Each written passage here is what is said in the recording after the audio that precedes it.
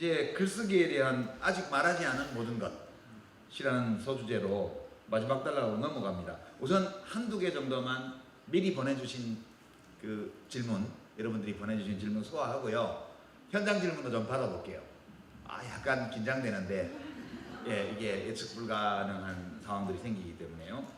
아까 우리가 준비하는, 시작하기 전에 준비하는 거 보니까 우리 진 교수는 막 메모하더라고. 뭐 예상 질문들 벌써 체크해갖고 메모하는지 몰라. 천재가 뭐 그런가 하고 그래. 자, 이 질문은 참 의미가 있을 것 같았어요. 지금까지 썼던 글 중에 독자들이 볼 때 제일 어려울 거라고 느끼는 글, 느낄 만한 글, 독자들이 제일 쉽게 이해할 거다라고 생각하는 글, 이게 어떤 게 있는지 좀 얘기해주고, 그런 차이가 어디서 왔는지 설명해 줄 수 있냐, 그런 거예요. 이 질문은 아마 내가 글을 썼을 때 누구나 보고 이거 쉽게 이해를 하고 공감해 주면 좋은데, 그런 글을 쓰려면 뭘 생각해야 되나, 이런 궁금증 때문에 주신 질문 같아요. 이번에는 천재 아닌부터 한번. 그 중간계는 나중에 하고 인간계에서 먼저 대답을 해보시죠. 독자들이 생각했을 때, 스스로 생각할 때 독자들한테 이건 좀 어려웠을 거야, 이건 되게 쉬웠을 거야, 이런 글, 책을 한 10권 정도 내셨잖아요. 생산력만 왕성하다고 맨날 비판받는데, 저는 사실 이 책이 독자들에게 가장 다가가기 어렵지 않았을까 생각을 해요. 라틴 아메리카? 네, 라틴 아메리카가. 일단 책이 좀 방대하잖아요. 그런데 이게 그러니까 제가 1년 좀 넘게 여행을 했었고, 그러다 보니 막 이야기가 넘쳤고, 그래서 2권으로 묶었는데, 사실 여행서에도 어떤 흐름이 있잖아요. 여행서는 정말 두꺼운 책을 싫어하세요, 많은 분들이. 그리고 사진이 좀 많았으면 좋겠고, 가볍고 편하게 여행지에 대한 어떤 환상과 로망을 불러일으켜줘서 내가 떠나고 싶은 마음이 들게끔 하는 여행서, 그게 가장 넓게 사랑받는 여행서이거든요. 근데 그 모든 것에서 벗어나 있어요, 많이. 굉장히 이 책은. 왜냐하면 저는 일단 좀 신간을 스스로 셀프 디스하면 신간 아니고 곧 신간 나오니까. 셀프 디스가 아니라 그게 벗어나 있는 이유는 뭐냐면, 제가 남미를 여행할 당시에 이게 약간 어떤 전환기의 여행이었던 거예요. 그러니까 평생 배낭족으로 살고 싶고 평생 여행하며 살고 싶지만, 제가 여행 처음 시작하면서 만났던 여행 친구들 지금 다 결혼해서 애엄마 되고 애아빠 되고 직장 다니고 다 정착했어요. 저만 유목민으로 아직도 떠들고 있는데, 그런데 제 몸은 해가 다르게 달라져 가고, 그러면서 이 1년의 여행 동안 굉장히 많이 지치기도 하고 스스로 회의를 많이 했어요. 나는 어디까지 여행자로 살 수 있을까? 내가 정말 죽을 때까지 이 길 속에서 행복할 수 있을까? 하는 스스로의 질문을 굉장히 많이 던졌고, 그것들을 너무 가감없이 좀 쓰다 보니까 아무래도 독자분들에게는 조금 이거 너무 여행하면서 이렇게 힘든 이야기가 많이 나와도 되는 거야? 하는 부분들도 있었던 것 같아요. 다른 책들은 다 쉽다. 뭐 쉽다기보다 산티아고 같은 이야기나 뭐 이런 것들은 굉장히 그냥 편하게 다가갔던 것 같아요. 그러니까 글 쓰는 사람 자신이 복잡하고 힘들 때는 글도 좀 어렵고 복잡하고 어려워지더라고요. 그렇게 이해를 했습니다. 역시 인간계는 잘 통해. 중간계에서 한번 얘기해 보시죠.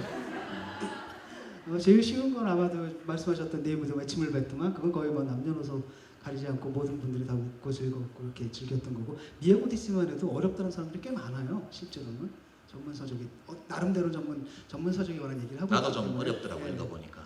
그리고 사실 가장 어려운 건 이번에는 이미지 인문학 원투인데, 그건 왜 그러냐면 지금 기존의 인문학이 아니거든요. 여러분 아마 인문학한 것은 옛날 뭐 셰익스피어와 고전 뭐 이런 거, 뭐 동양 뭐 이런 서양의 정신, 위대한 정신 이런 거잖아. 근데 저는 그게 아니라 테크노마이틱 인문학이거든요. 그러니까 기술 인문학이라서 미디어 패러다임에 관련해가지고 디지털 시대 이 현상을 설명하는 이런 인문학이거든요. 그러니까 이게 새로운 거라서 아주 어려웠나 봐요. 그래서 학계에 반응이 좀 있을 줄 알았는데 아무도 없는 거야. 전화가 왔는데 엉뚱한 데서 반응이 왔는데, 그 누구냐면 마술사 이은결 씨예요. 그분이 딱 읽고 뭐냐면 그게 얘기를 하고, 디지털 시대는 이제 가상과 현실이 중첩된다. 그걸 파타피지컬이라고 얘기를 했는데, 근데 당연히 생각해보니까 마술이 그거잖아요. 원래 이렇게 중첩시키는 거잖아요. 그러니까 이분은 그 쉽게 굉장히 어려운 내용이었는데 이렇게 꽂혔나 봐요. 그래가지고 그한테 전화가 왔더라고요. 근데 그 아직 낯선 거잖아요. 뭐 테크노 인문학, 뭐 테크노이틱 인문학 이러면은 지금 아직 보통 여러분들이 하면 인문학은 뭔가 이렇게 정서가 있고 풍부하고 뭐 이런 거 삶을 막 풍요롭게 해주고 막 이런 거 그런 느낌 강하죠. 근데 그게 아니라 완전히 다른 종류의 인문학이니까 아마 이제 좀 공부를 한다고 싶은 사람들 사이에서도 좀 반향이 좀 없더라고요. 그다음에 뭐 나가기 좀 나갔는데 대부분 다 이거 뭐야 읽고 이제 이해를 못한 분들에게 계속 이거 뭐라 이 책을 이상하게 썼다라든지 이름만 보고 샀는데 실패했다라든지 이렇게 올라오더라고요. 그런 거 같으니까 어려운 건 완전히 새로운 거 있잖아요. 그 전에 몇 개 좀 접해봤으면 괜찮은데 전혀 새로운 걸 딱 접했을 때는 이거는 좀 이게 뭐랄까 공부를 많이 한 사람 적게 한 사람이 아니라 좀 약간 급진적으로 좀 다른 부분에 대해서는 이게 어렵구나 이런 생각을 해봤습니다. 그러니까 진 교수 지금 설명은 제가 듣기에는 책 자체가 어려운 내용을 다루고 있으면 어려울 수밖에 없다 상대적으로 그런 거죠. 근데 그게 아니라 아니 왜냐면 이은교 씨 같은 경우는 한문을 굉장히 많은 학문적 공부를 한 분은 아니잖아요. 이분은 꽂혀가지고 딱 오잖아요. 자기 관련성이 있기 때문에 딱 오고 자기가 한 일이랑 관련. 그러니까 쉽게 말하면 그러니까 그게 어렵다는 말이지. 낯선 게 아무나 아니지. 공감을 못 낯선 거죠. 낯선 거죠. 아 낯선 거. 내용이나 주제나 이런 게 낯설면 낯설수록. 예. 근데 낯선데도 이해가 되면 신기하다 이래서 더 댐비지 않을까? 그런 사람이 좀 많았으면 좋겠는데.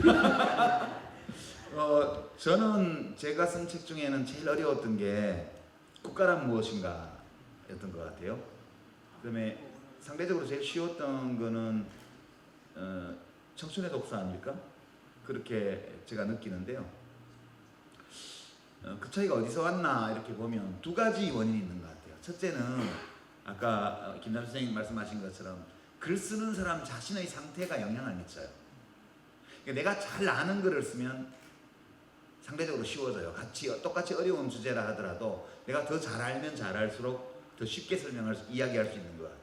국가란 무엇인가는 제가 그 주제 자체를 깊이 있게 이해를 해서 쓴 게 아니고 제 자신이 궁금해서 공부하는 과정에서 배운 거를 정리한 거라 이게 좀 어려울 수밖에 없었던 것 같아요. 이게 주제도 어려울 뿐만 아니라 저희 그 주제에 관한 내공이 약했기 때문에 좀 더 흥미진진하게 할 수가 없었다. 그거고요. 그 반면에 청춘의 독서 같은 것은 훨씬 이제 제가 진짜 느낀 걸 중심으로 썼기 때문에 쉽게 읽혔으리라고 보고요. 이게 이제 글 쓰는 사람의 상태가 내가 준비가 덜 돼 있으면 덜 돼 있을수록 책이 좀 어려운 것 같아요.